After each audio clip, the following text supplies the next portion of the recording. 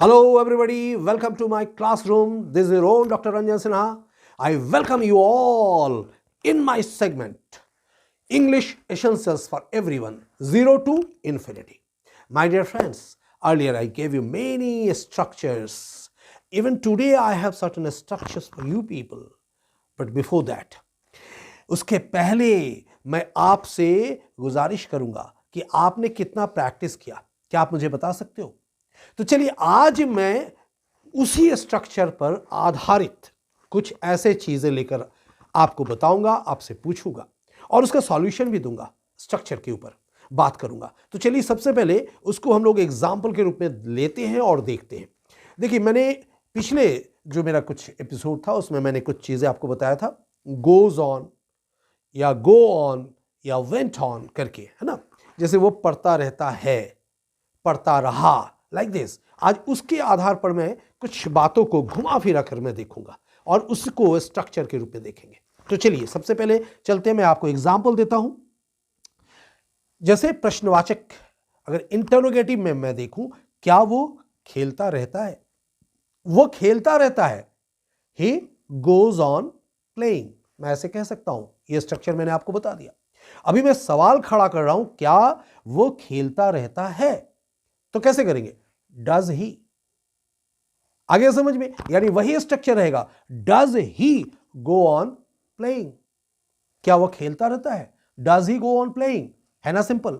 Next देखो आप, क्या तुम हंसते नहीं रहते हो? नेगेटिव में ले लिया मैंने, इंटरोगेटिव नेगेटिव में। क्या तुम हंसते नहीं रहते हो? डोंट यू, तुम, इसलिए डोंट, है ना, डोंट यू। अब don't you go on laughing, आ गया ना? इजी बना कि नहीं, बताइए आप। तो इस तरीके से उसी को लेकर हम लोग आगे चल रहे हैं, लेकिन थोड़ा सा उलट फेर करके। अब देखिए, वो क्यों गाते रहती है? ये भी इंट्रोगेटिव में है, मगर हु विच ये लगाकर कैसे करेंगे? देखिए, वो क्यों गाते रहती है? क्यों, वाई। अब वाई को आगे रख लिया हमने। So why does she go on singing? Why does she go on singing? आ गया समझ में?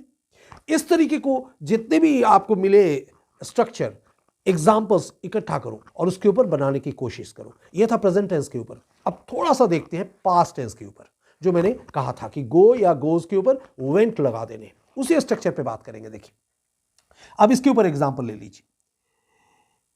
यहां तुम क्यों घंटों खड़े रहे?